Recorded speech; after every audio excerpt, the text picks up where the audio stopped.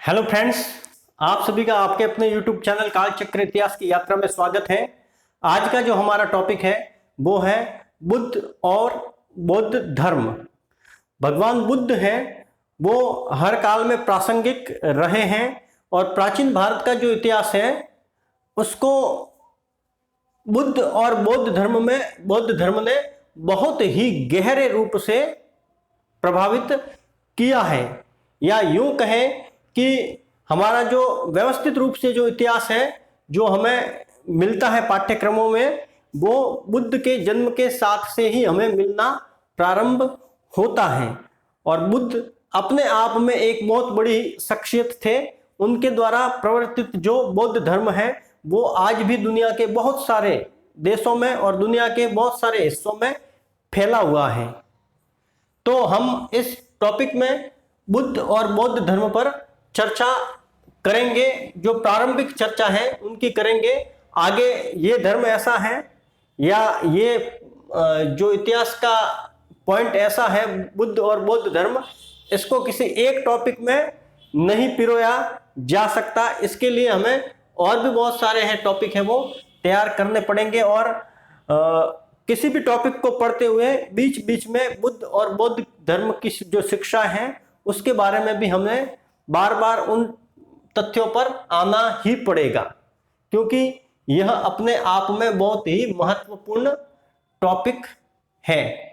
तो बुद्ध का जो जीवन परिचय है उस पर सर्वप्रथम आते हैं। 6ठी शताब्दी ईसा पूर्व का जो काल था वो भारत में एक तरीके से धार्मिक क्रांति का काल मान सकते हैं। जो पुरानी जो परंपराएं थी, धार्मिक परंपराएं थी, उनको चुनौती देने वाले बहुत सारे जो संप्रदाय हैं वो मध्य गंगा घाटी में आ चुके थे, या वो उनके प्रवर्तक थे वो इन कामों में लगे हुए थे। हमें उस वक्त के मध्य गंगा घाटी में लगभग 62 संप्रदायों का उल्लेख है वो ऐतिहासिक प्रमाणों में मिलता है, जो मध्य गंगा घाटी में प्रवर्तन में थे या मौजूद थे और जिनको मानने वाले उनके अनुयायी भी मौजूद थे। लेकिन इन 62 में से जो 2 संप्रदाय हैं वो ज्यादा महत्वपूर्ण हैं और उन्होंने ही भारतीय जनमानस पर गहरा प्रभाव छोड़ा है और आज तक भी उनका प्रभाव मौजूद है। वो जो दो धर्म थे, 2 संप्रदाय थे, वो एक तो है बौद्ध और दूसरा है जैन। आज हम इस टॉपिक में बुद्ध और बौद्ध धर्म के बारे में पढ़ेंगे, उनकी जो आरंभिक जो जानकारियां हैं उसी के बारे में पढ़ेंगे। तो पहला जो टॉपिक है वो है जीवन परिचय, अर्थात महात्मा बुद्ध का जीवन परिचय। महात्मा बुद्ध का जो जन्म है वो 563 ईसा पूर्व, कब? 563 बीसी अर्थात ईसा पूर्व में कपिलवस्तु के लुम्बिनी नामक ग्राम में हुआ था। कपिलवस्तु के लुम्बिनी नामक जगह पर उनका जन्म है वो हुआ था।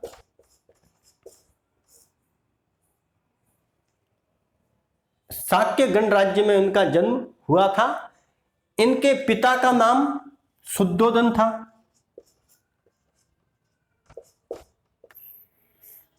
शुद्धोधन। इनकी जो माता थी उनका नाम महामाया था।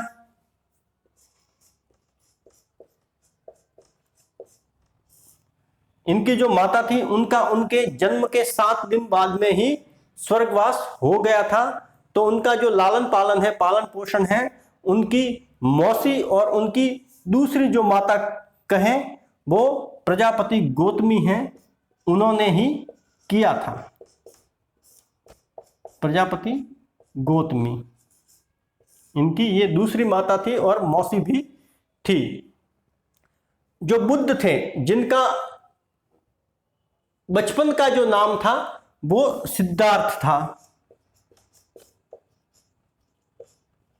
इनके बचपन का नाम सिद्धार्थ था और यह शुरू से ही गंभीर रहते थे, गंभीर चिंतन मनन में लगे रहते थे और उनके इसी स्वभाव ने उनके माता पिता को संकोच में और चिंता में डाल दिया, क्योंकि उन्हें लगने लगा था कि यह जो बालक है वो अति गंभीर रहता है और इसका राजनीति, शासन व्यवस्था वगैरह में जो सामाजिक रीति रिवाज है या बहुत सारी जो चीजें हैं, जो सांसारिक प्रपंच हैं, उनमें इनका मन नहीं था। ऐसा माता पिता को अनुभव हो गया था और उन्हें लग गया था कि कहीं बालक है वो हाथ से न चला जाए, अर्थात वो संन्यास की परंपरा में न चला जाए।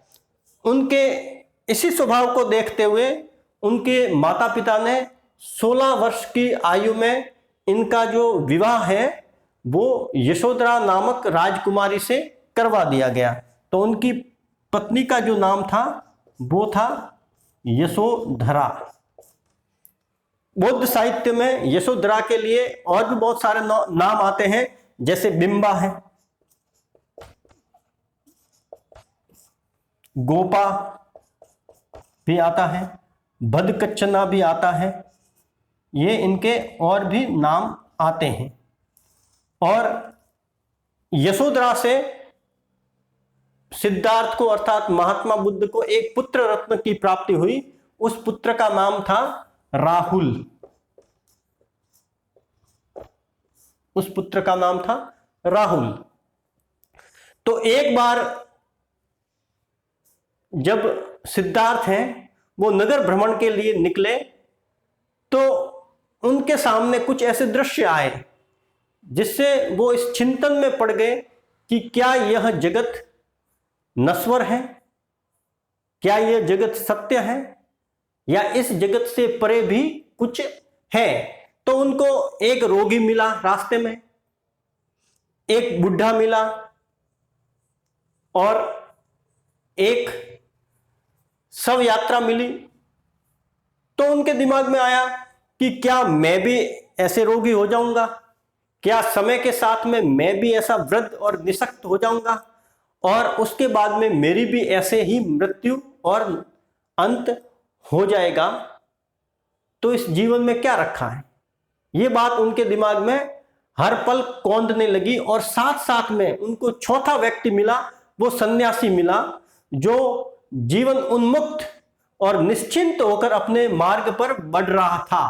तो उनके दिमाग में यही बात आई कि ये सन्यास जो रास्ता है उसी से व्यक्ति है वो निश्चिंत हो सकता है, वो दुखों से दूर हो सकता है। तो यही बात उनके अंतर्मन में चलती रही और एक रात को जब वो 29 वर्ष के थे, 29 वर्ष की उनकी उम्र थी, वो अपनी पत्नी और बच्चे को रात को सोता हुआ छोड़कर चले गए। आगे जाकर उन्होंने अपने जो केस हैं वो भी काट लिए और संन्यास परंपरा में दीक्षित हो गए। वो 6 सालों तक कठोर तपस्या करते रहे और ज्ञान की प्राप्ति में भटकते रहे। एक बार गया जो है, वर्तमान में जो बिहार में स्थित है, जिसको बोध गया भी कहा जाता है, वो जो गया है उसमें एक पीपल के पेड़ के नीचे बैठे थे। वैशाख पूर्णिमा का दिन था और उस वक्त उन्हें ज्ञान की प्राप्ति हुई। ध्यान रखना, वैशाख पूर्णिमा है उसका बौद्ध धर्म में बड़ा ही महत्व है, क्योंकि वैशाख पूर्णिमा के दिन ही महात्मा बुद्ध का जन्म हुआ था। उनको ज्ञान प्राप्ति भी वैशाख पूर्णिमा के दिन ही हुई थी और उनकी जो मृत्यु है, जिसे महापरिनिर्वाण कहा गया है बौद्ध शास्त्रों में, साहित्य में, तो उनकी मृत्यु है वो भी कुशीनगर में वैशाख पूर्णिमा के दिन ही हुई थी। तो जो ज्ञान प्राप्ति के लिए भगवान बुद्ध ने जो घर छोड़ा था, इस घटना को बौद्ध ग्रंथों और साहित्यों में महाभिनिष्क्रमण नाम से लिखा जाता है या बताया जाता है। महाभिनिष्क्रमण। जब भी परीक्षा में आता है महाभिनिष्क्रमण से क्या तात्पर्य है, तो ज्ञान प्राप्ति के लिए बुद्ध द्वारा गृह त्याग को महाभिनिष्क्रमण कहा जाता है। जब उन्हें ज्ञान प्राप्त हो गया तो वो सारनाथ आए। यह सारनाथ वर्तमान में उत्तर प्रदेश में है और प्रयागराज इलाहाबाद के निकट स्थित है। सारनाथ में आए, वहां उन्हें 5 भिक्षुक मिले, जो 5 ब्राह्मण सन्यासी मिले। उनको उन्होंने पहली बार या अपना प्रथम उपदेश या ज्ञान दिया। जो 5 ब्राह्मण सन्यासियों को बुद्ध द्वारा दिए गए ज्ञान या उपदेश को बौद्ध साहित्य में धर्म चक्र प्रवर्तन कहा गया है। धर्म चक्र प्रवर्तन, इस घटना को धर्म चक्र प्रवर्तन कहा गया है। और जो बौद्ध धर्म से संबंधित जितने भी धार्मिक स्थल वगैरह हैं, वहां हमें बहुत जगहों पर इस घटना को प्रतीक रूप में चक्र की तरह दर्शाया जाता है। इस तरीके से यह चक्र है वो निरंतरता और प्रगतिशीलता का भी प्रतीक है। लेकिन बौद्ध साहित्य में या बौद्ध जो धार्मिक स्थल हैं, वहां पाषाण शिलाओं पर इस तरीके से जो चक्र उकेरा जाता है, वो धर्म चक्र प्रवर्तन की घटना को ही तरफ इशारा करता है। और कहीं कहीं पेड़ भी दिखाया जाता है, इस तरीके से पेड़ भी दिखाया जाता है। ये उनके ज्ञान प्राप्ति का प्रतीक चिन्ह है। यानी जो कलाकार था जिसने ये सब बनाया था, उसने इन प्रतीकों के माध्यम से बुद्ध के जीवन से जुड़ी हुई घटना को दिखाने का प्रयास किया है। तो जो सारनाथ था, जहां प्रथम उपदेश दिया गया, वहीं से बौद्ध संघ में भिक्षुओं की नियुक्ति शुरू हो गई। वहीं से ये सब शुरू हो जाता है और भगवान बुद्ध है वो अपने संघ में लोगों को लेना, भर्ती करना शुरू कर देते हैं। सर्वप्रथम या पहले महिलाओं को बौद्ध संघ में आने से मनाही थी, लेकिन बुद्ध के जो शिष्य थे आनंद और उपाली, जो सर्वप्रमुख शिष्य थे, उनके निवेदन पर, क्योंकि उनको बुद्ध की जो माता थी प्रजापति गौतमी, उन्होंने निवेदन किया था और प्रजापति गौतमी के निवेदन पर उन्होंने अनुशंसा की थी आनंद और उपाली ने। और उस कारण महात्मा बुद्ध ने स्त्रियों को भी संघ में प्रवेश का अधिकार दे दिया। और बौद्ध संघ में प्रवेश होने वाली पहली जो स्त्री थी वो प्रजापति गौतमी, जो कि उनकी मौसी और दूसरी माता थी। फिर महात्मा बुद्ध ने अपने जो उपदेश हैं वो सबसे ज्यादा कौशल की राजधानी श्रावस्ती में दिए। श्रावस्ती है वो उस वक्त का बहुत ही सुंदर और अच्छा नगर था, जहां पर उनको उनके एक शिष्य या भक्त कह दे, उन्होंने जैतवन विहार नाम से एक बहुत ही सुंदर उपवन है वो बुद्ध को दान में दिया था। फिर अंत की बात करें तो महात्मा बुद्ध ने अपने जीवन में बहुत सारे उपदेश वो देते गए, अपने संघ में बहुत सारे लोगों को लेते गए। इस तरीके से बहुत सारे बौद्ध भिक्षु हैं वो लोग बन गए।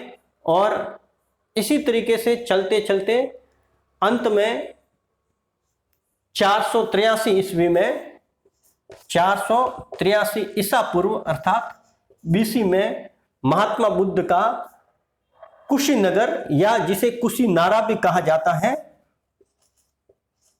कुशीनगर,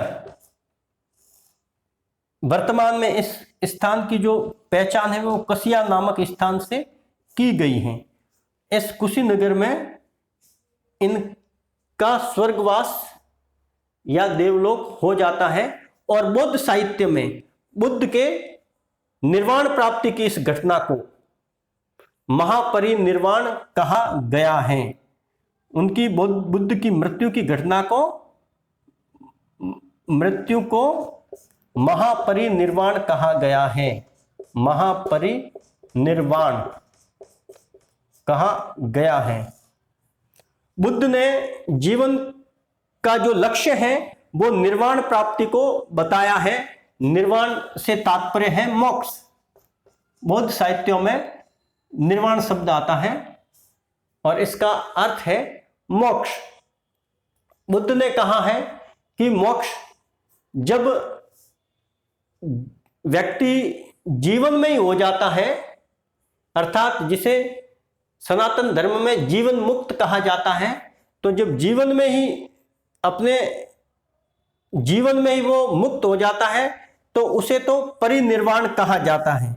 उसे परिनिर्वाण कहा जाता है और मृत्यु के बाद में उसे महापरिनिर्वाण कहा जाता है। यह वैसा ही है जैसे कि सनातन धर्म में जीवन मुक्त और विदेह मुक्त, यानी अपने जीवन काल में ही जो व्यक्ति मुक्त हो जाता है उसे तो जीवन मुक्त कहते हैं, और उसकी मृत्यु के बाद में जब उसका शरीर छूट जाता है उसे विदेह मुक्त कहते हैं। तो जीवन मुक्त बराबर परिनिर्वाण और विदेह मुक्त बराबर महापरिनिर्वाण, ये एक जैसा है। अब महात्मा बुद्ध के जीवन की ये सारी जो घटनाएं थी वो आपको संक्षिप्त में बताई है। अब जो बौद्ध धर्म है उनके जो मुख्य सिद्धांत हैं उनकी बात करते हैं। तो त्रिरत्न से तात्पर्य बौद्ध धर्म में त्रिरत्न बुद्ध, धम्म और संघ को कहा गया है। यानी बौद्ध धर्म के जो त्रिरत्न हैं वो है बुद्ध, धम्म अर्थात धर्म और संघ, इनको त्रिरत्न कहा गया है। बुद्ध ने एक दार्शनिक सिद्धांत दिया जिसको चत्वारि आर्य सत्यानि या 4 आर्य सत्य कहा जाता है।